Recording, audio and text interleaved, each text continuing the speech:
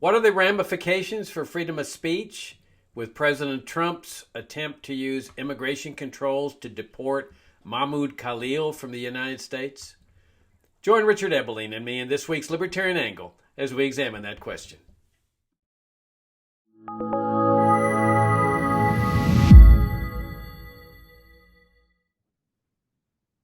Hi, I'm Jacob Hornberger, president of the Future of Freedom Foundation, and welcome to this week's Libertarian Angle, the show that y'all know brings you the principled case for the libertarian philosophy. And we're going to be talking about one of those principles today with my co-host, Richard Ebeling, professor of economics at the Citadel. Richard, good to see you again. Good to see you and to be with our viewers and listeners. All right, so Richard, there's been big controversy surrounding, well, immigration controls, but mostly around the principle of free speech. Right. And I'm specifically referring to the case of this guy, this immigrant named Mahmoud Khalil. I'm not really sure what his citizenship is. I read that he was born in Syria, so I presume that's his citizenship. Well, okay, if I can just interrupt, Yeah. my reading of the press is that he came from Syria, but his ancestry is Palestinian. I assume his parents or grandparents are Palestinian, but that's all I've read in the paper. Okay. Well, he's married to an American citizen. He is not an American citizen, regardless of what his citizenship is. He has the famous green card that is part and parcel of America's immigration control system. He was a student at Columbia University. I'm not sure whether he still is, but in the time period that we're talking about, he was. And he was protesting the Israel's treatment of people in Gaza, part of the war there, and he was part of a big protest movement there at Columbia University. And this, of course, set off Donald Trump. And Trump takes a position that if you're protesting against Israel, that probably makes you anti Semitic.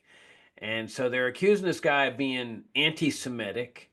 They're accusing him of sympathizing with Hamas, who, of course, had committed the terrorist attack that precipitated and motivated the subsequent war in Gaza. And so they've taken him into custody. They've arrested him, and they're trying to deport him. Now, they immediately whisked him out of New York. The federal officials did, ICE, Immigration Customs Enforcement, and shipped him down to Louisiana, presumably because the federal judges down in that part of the country are more government friendly on immigration cases than they are in New York.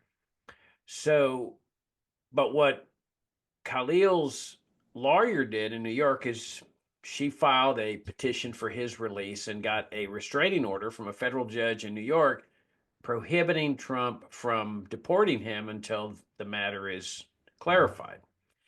So it does raise issues of immigration controls, but primarily the issue of freedom of speech. They haven't charged him with any crime at all. What they're saying is that because of his conduct of supposedly anti-Semitic conduct, and from what I can tell, their basis of anti-Semitism is strictly his protests against Israel's invasion of Gaza and the treatment of people during the conduct of that war, the treatment of people in Gaza. And they, from what I can tell, they arrive at that conclusion that therefore he is anti-Semitic. He doesn't like Jews. Now, that raises the issue of free speech. What does free speech mean? Well, let's keep one principle in mind, first of all, that when it comes to principles of liberty, foreigners are in no different position than Americans. I mean, Thomas Jefferson made this very clear in the Declaration of Independence that all people are endowed with certain fundamental, natural, inherent, God-given rights. These are rights that pre-exist government. And among these rights are life, liberty, and the pursuit of happiness. So it's not like freedom of speech, which is obviously part of liberty, is a privilege bestowed on people by the government or on Americans by the government. That it's not that you have the privilege of free speech simply because you're an American citizen. He Khalil has just the same principles of freedom of speech as anybody else. And so, what does that mean? What does freedom of speech mean? Well, I would argue that it means the right to say whatever you want to say, so long as your even though your conduct is despicable, it's ugly, it's unpopular. In fact, my test of a free society is whether a person is free to say whatever despicable things he wants to say. That if a government is punishing people because they're saying ugly, despicable things, that cannot be considered a free society. One of the first things I ever learned about when I discovered libertarianism was the ACLU's defense of marchers at Skokie, Illinois, that were um, arguing against Jews. They were Nazi. It was the American Nazi Party. Yeah, and they wanted to march, and they were denied a permit, and the ACLU came to their defense, and I was so impressed by this because people were canceling donations to the ACLU, saying this is horrible what you're doing and so forth. Well, the ACLU's position was, no, look, free speech is not just the speech we like; it's the despicable speech.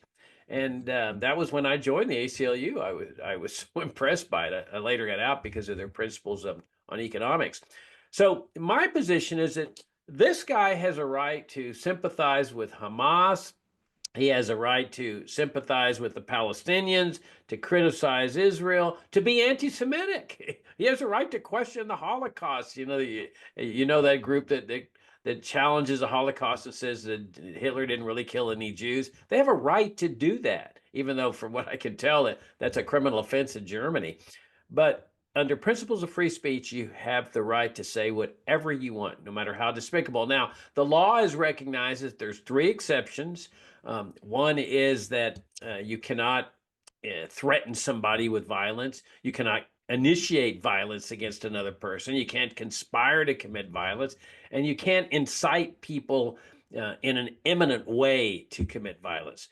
But other than that, you're free to sympathize with whomever you want, to advocate terrorism, let's say, in a general way, or to advocate violence in a general way. It may be ugly, it may be despicable, but you have a right to do that. And so I find it interesting that they're using immigration controls as a way to get rid of this guy because of his exercise of free speech. Now they're also saying, the government's saying, is that they're turning to some obscure statute that says that they have a right to deport people that are a threat to U.S. foreign policy. It's really bizarre. And so they're saying, well, his presence or his conduct or both, not sure which one, is a threat to U.S. probably national security, but the statute is phrased in terms of U.S. foreign policy, which obviously is ridiculous. So my position in this thing is that the federal judge ought to grant. I assume they filed a petition for writ of habeas corpus. He ought to grant the writ of habeas corpus, grant the injunction, convert the injunction into a permanent injunction, and send a strong message to Trump and the federal government that they don't have a right to do this, or they don't have the authority to do this to this guy any more than they have the authority to do it to the American people. What do you think, Richard? Well, as you often say about me, you've raised a lot of good points. And so let me sort of elaborate on a few of these.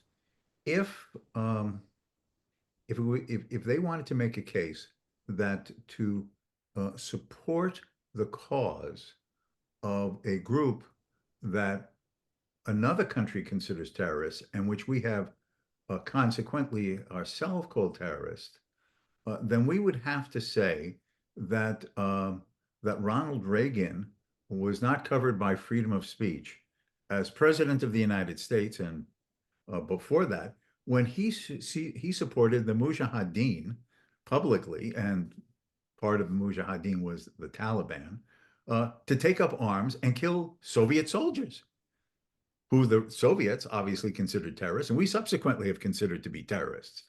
Now, was Ronald Reagan covered by freedom of speech to say, I hate the commies and if the Mujahideen kill them, I'm a happy guy? I mean, so what is free speech? You see, if even you're going to make a definition that even a former president of the United States will be considered to be uncovered by, uh, then there's the other thing, is that one of the reasons that the American First Amendment stands out so starkly uh, in our current times is not merely because they don't obviously have freedom of speech in China or Putin's Russia or in Kim Jong Un's North Korea or Cuba. It's in Western Europe as well. You had mentioned that in Germany, that to publicly challenge the Holocaust is not protected as free speech and can result in you being fined and imprisoned. The same applies in Great Britain. The fact is that there was a famous historian named David Irving uh, who wrote The Warpath about Hitler's foreign policy leading up to the invasion of Poland, and then Hitler's war about the Second World War from looking at it from the German perspective. Just in lines like, whose eyes are you seeing this through?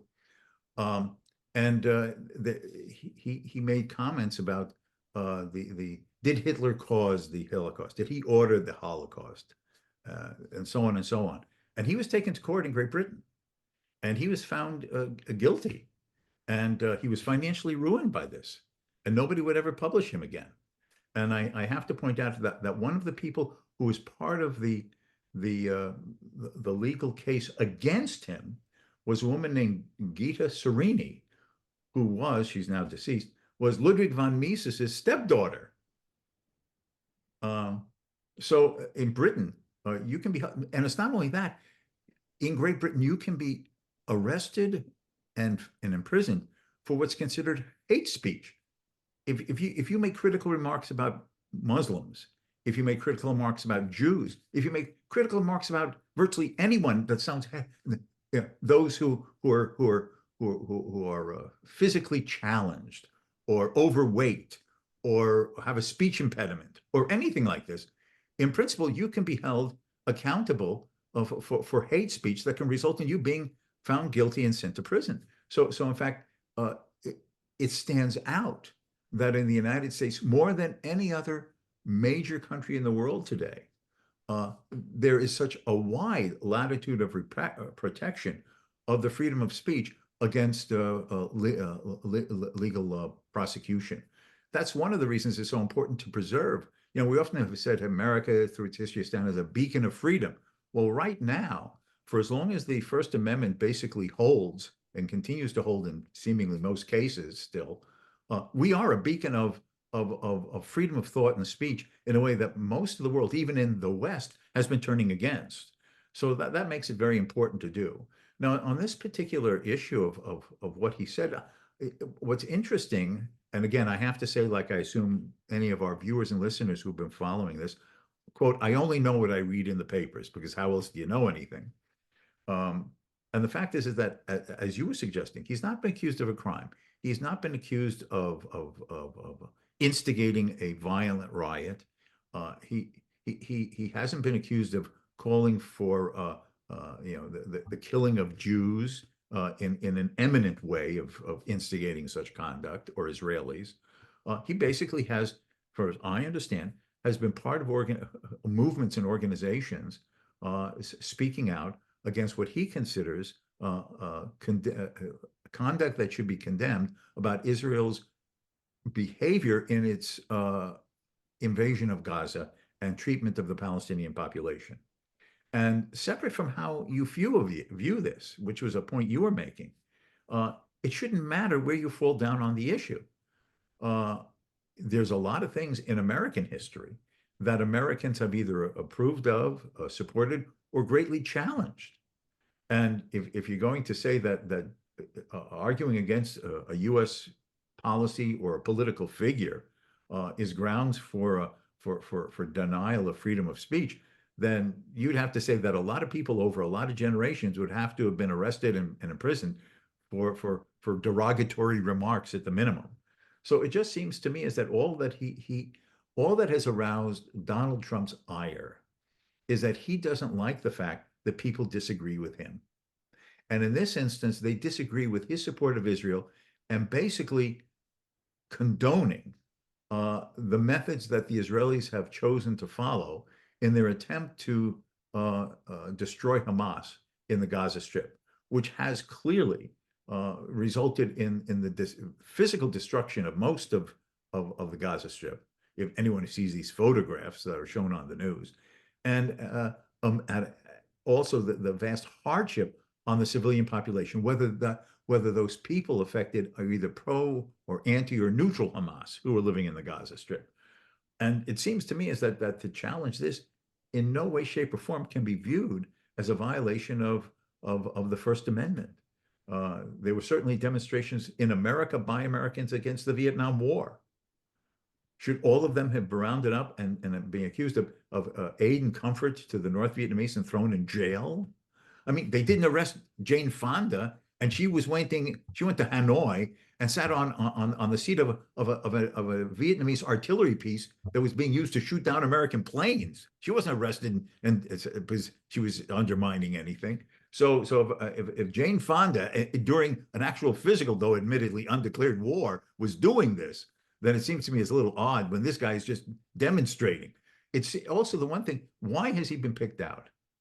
Now, I'm not privy, obviously, of how the government identified this guy, but the pictures that I've seen on the news, Fox, CNN, there was this demonstration, and most of them had this Palestinian garb covering their head and face. He didn't. So they could get face recognition, right, out of him. So that's him. So the one guy who wasn't covering his face, that's it, because he's upsetting Donald Trump. Um, it's just absurd. I hope and I wish that the courts end up throwing out the case, and that even if it goes to the Supreme Court, that the Supreme Court follows in its fairly long tradition of supporting freedom of speech, and that the United States government, and that whether it had been a Biden administration or a Trump administration, I don't care who's in the White House, that the federal government be told by the highest court of the land at the end of the day, if it goes to that point, that there are things that people have as you were saying, the natural right to say that no government can censor just because they don't like it.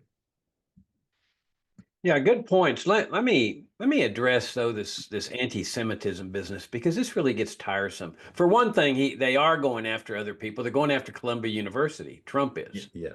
and they're. It's kind of funny though.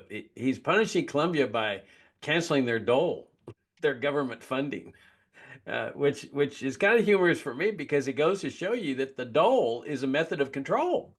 That Right. this is what they do. They put these institutions on the dole, or they put people on the dole as a Right. method of controlling them, so that Right. if they get out of line, which Trump is saying Columbia did, we'll take away your dole. And so Yes. everybody adjusts their conduct. Oh my God, I don't want to lose my dole, so I'm not going to criticize Israel at all, and I'm not going to let students criticize Israel, and I'm going to do whatever Trump wants me to do. But it gets really tiresome, Richard, this notion that if you criticize the Israeli government, or you disagree with some policy of the Israeli government, that automatically means that you hate Jews. And it's a very clever strategy they've used, or tactic, whichever term you want to use, for many years now. It's very clever. It's designed to suppress criticism of the Israeli government, because as soon as you do that, oh, you're anti-Semitic, and nobody wants to be accused of being anti-Semitic. And so it's a way to suppress criticism of the Israeli government.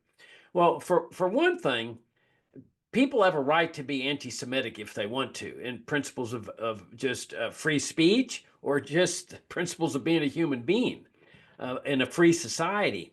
You have a right to be anti-Semitic, anti-Catholic, anti-Black, anti-white, anti-whatever.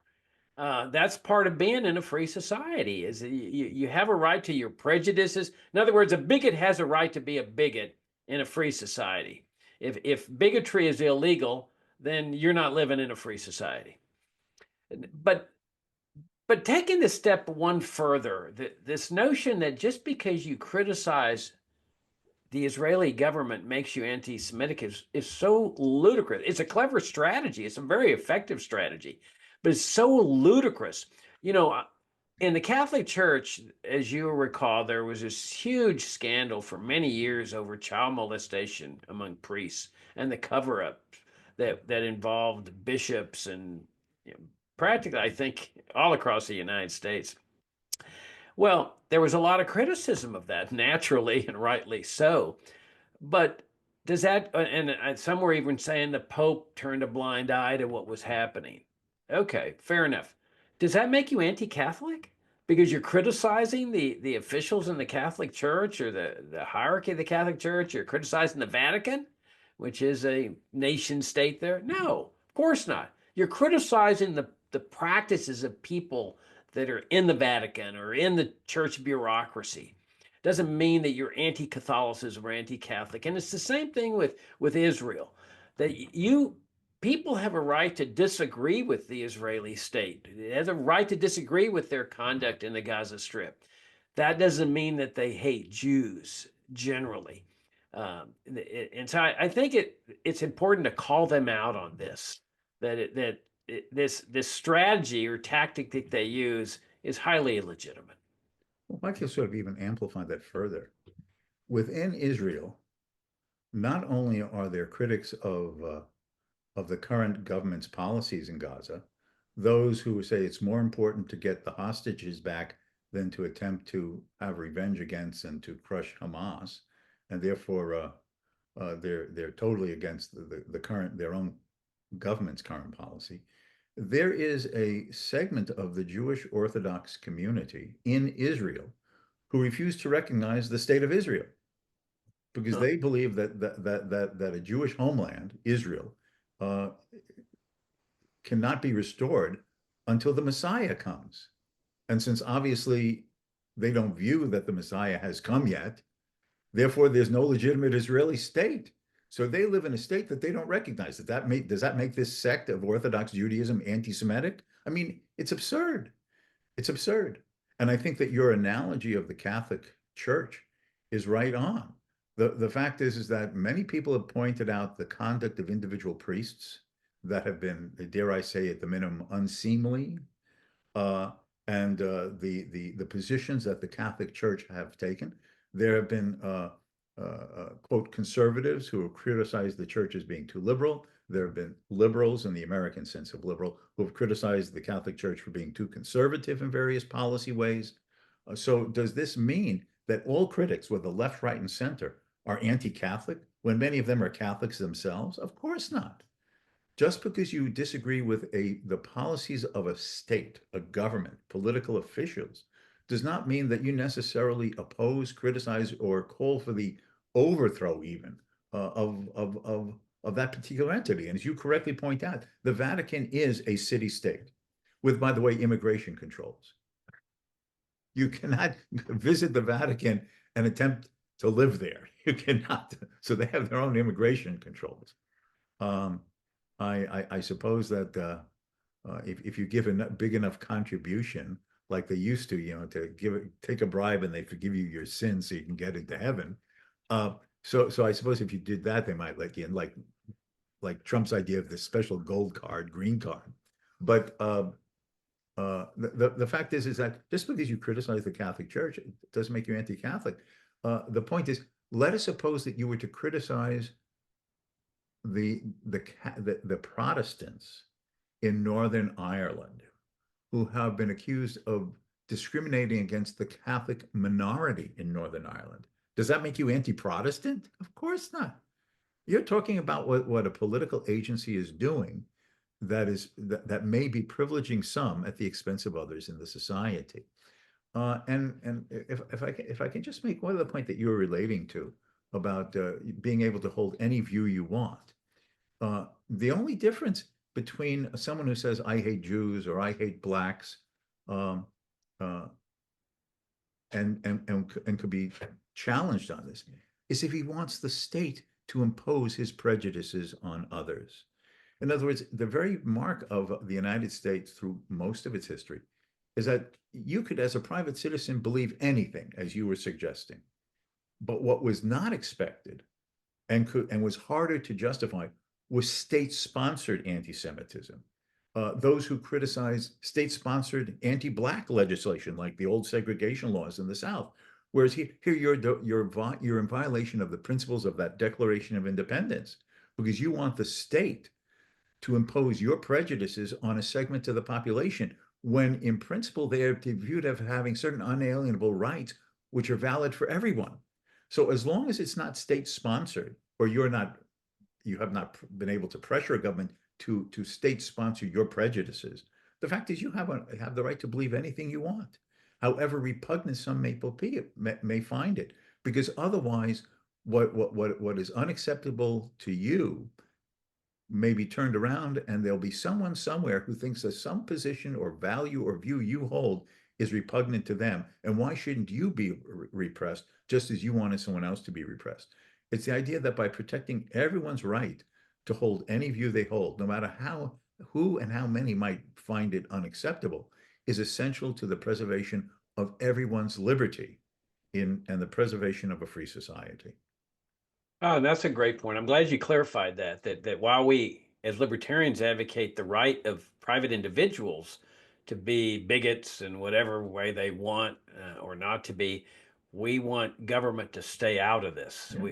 We want government to treat people equally. And so we will oppose segregation laws. We oppose integration laws for that matter. Yes. Leave people free to make these decisions for themselves, like a country club. A country club is free to discriminate against blacks and Italians and Right. French and Jews and whatever.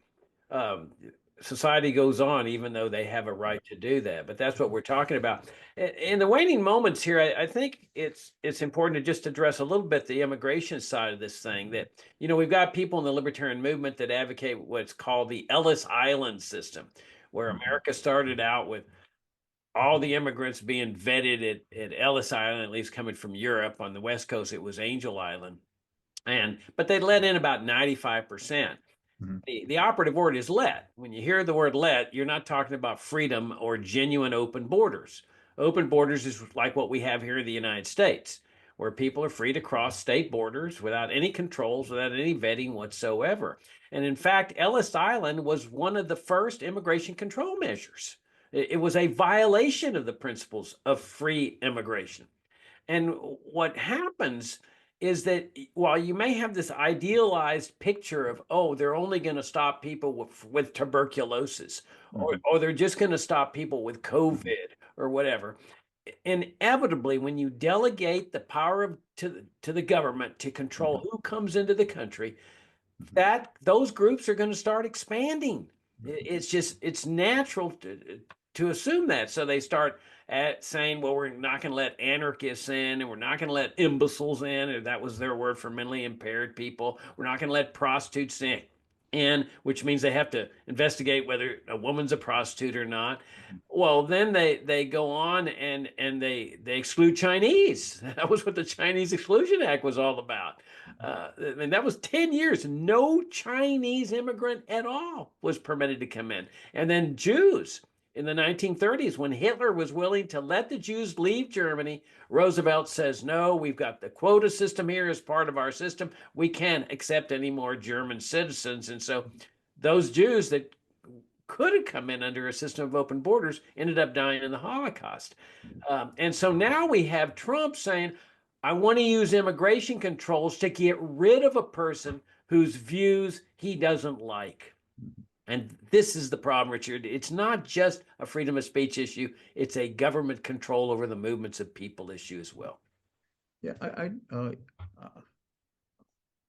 maybe some of the viewers and listeners remember a 1947 movie starring the famous actor Gregory Peck called Gentleman's Agreement. And the thing is, he's a Christian, well, nominally a Christian American who works for an American magazine. And the editor says, I want to do an expose on anti-Semitism in America. And after figuring out what the hell, what type of new angle could he give to it, he decides to play the game of going into the newspaper. He's given an office as secretary, and he's going to let it be known that he's Jewish, even though he's not Jewish, to see how people react to him. But apropos to you, it said like country clubs and stuff. There's a scene in the movie where, as part of his background to then write his series on anti-Semitism in America, he puts in a reservation at a country club hotel, and he goes there to check in, and from his name, they realize that by the name he's using, that he's Jewish. And then they say, we have no rooms available. Okay.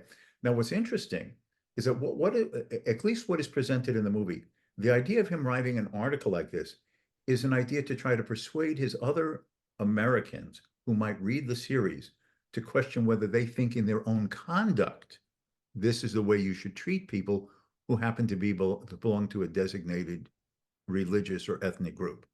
Nowhere in the movie is it even suggested that government should have a law preventing that country club from prohibiting him to have a room there or to stay there. And that's an important difference. I mean, when we make the case for liberty, either on these broadcasts or in the publications that FFF does, we're trying to influence our other fellow Americans' way of thinking. We're not calling for the state to make you believe in freedom. We're not ordering or making the case for the state to make you spout liberty when you don't believe it. We're trying to influence the way people think about themselves and how they think they should view others in the social and political setting of American society, and hope that by influencing people's minds, then the political order can be influenced. Well, that's what basically this movie was trying to do. Is it right to just prior judge and treat people a certain way merely because of the faith they may have or the ethnic background they have? And the answer was no. A person should be judged as an individual. And they're just trying to make people think about that. That's a world of difference from turning to the state to have for the political authority to impose that you do something or not do something by the threat of force. And this is important to make this distinction. Absolutely. And to amplify that, let's not forget that there's methods by which people's conduct in the private sector that many of us would consider repugnant, like anti-Black discrimination or anti-Jew discrimination, that society in a free society can nudge people toward proper behavior, like through ostracism or economic boycotts. People say, "Okay, you don't like blacks, you're not going to sell to blacks. All right, let's have a boycott." Uh, Everybody boycott, including whites, that say this is wrong. And all of a sudden, the guy starts going out of business, and his family says, "Hey, we need to eat. Now, maybe you ought to change your position." And that's what nudges people toward right behavior rather than using the force of the state to do so. Right. And of course, there have been a number of economists, including uh, Walter Williams, Thomas Sowell, who by accident of birth happen to be Black, who've made the case that in the market, there are costs for being discriminatory towards others. For example, if you say that you don't want to hire Black workers, you're free to do so as an employer, but there's a cost.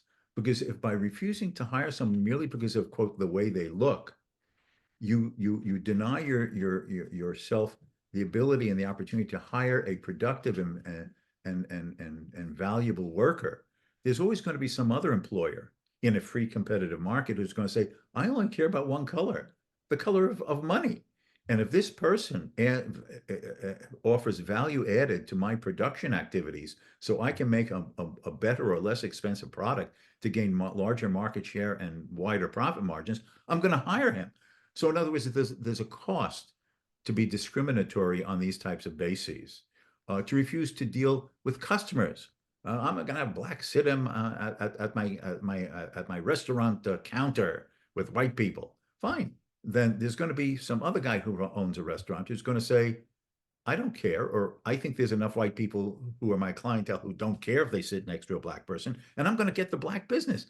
And I'm going to get more market share and bigger profits than the guy who's prejudiced against Blacks buying a meal in his establishment.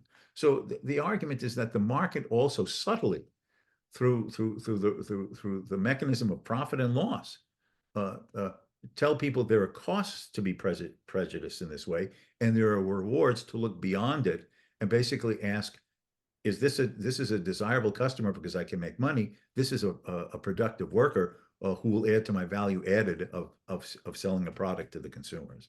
And that the market is profoundly important that way. That's a great point. In fact, as you were talking, I was thinking about that guy. I forget what his name is, baseball team owner. I think he hired Jackie Robinson. He Oh, broke the yes. barrier.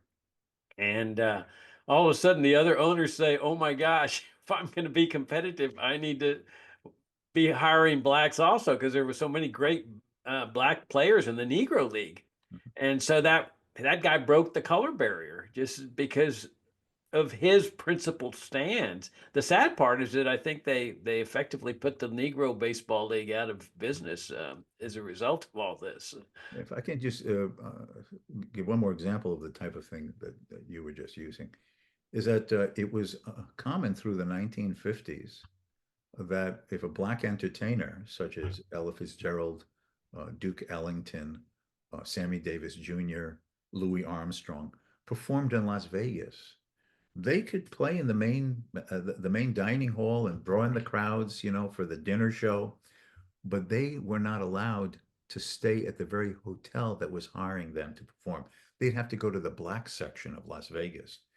And Frank Sinatra, who obviously was a big name draw, practically the biggest name draw singer, entertainer, and then movie entertainer in the US at the time, in terms of multi talent, he basically said to these hotels in Las Vegas, "You want me to perform here?" And who didn't want to have Frank Sinatra back in those days, right? Drawing the crowds. "If you want me to perform in your hotel, Ella Fitzgerald gets a room to stay in the very hotel that That's I'm awesome. staying in, and a room comparable to mine. That's Duke awesome. Ellington, Sammy Davis Jr., Louis Armstrong, okay, et cetera, et cetera, et cetera. There's no more of this crap. If you don't want them, you don't want me." And that helped break the color bar in the hotels in Las Vegas. That's awesome. I didn't know that story. Okay, so one more. I know we're going out of time, but I think my favorite rock and roll singer of all time is Buddy Holly.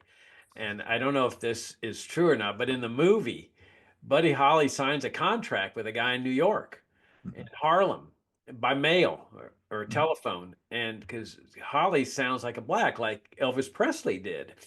And so he gets up there, and the guy says, "What are you doing here?" And Buddy Holly says, "I'm here. We signed a contract." "No, you're white." And so Buddy Holly says, "So what?" He says, "No white actors ever played the Apollo Theater." And he says, "Okay, well, give me my check and I'll leave." And the guy says, "Can't give you a check without performing." And he says, "Well, the contract said here, didn't say anything about performing. You agreed to pay me the money." So he says, "All right, go in there and perform." So in the movie, the curtain opens, and of course, everybody is in there in black in the concert hall, and there's just gas, gasp, and Buddy Holly stares. Everybody's real quiet, including Buddy Holly and the crickets, and Buddy Holly says, "Well, we're kind of surprised at seeing y'all too." So he starts singing, and the whole crowd goes nuts. They start Right. dancing in the aisles and stuff. And it was a great way to break the color barrier through Correct. music and Frank Sinatra, that era, the big band era, but also with rock and roll. Right. All right. On that note, we'll wrap things up. I'm sorry went over time. Hope you guys enjoyed the visit. If you're new to FFF, come and sign up at FFF for our FFF Daily, our monthly journal. Hope you'll consider becoming a donor. Thank you all who are donors. We greatly appreciate your support. Richard, I look forward to talking to you next week. Until next time.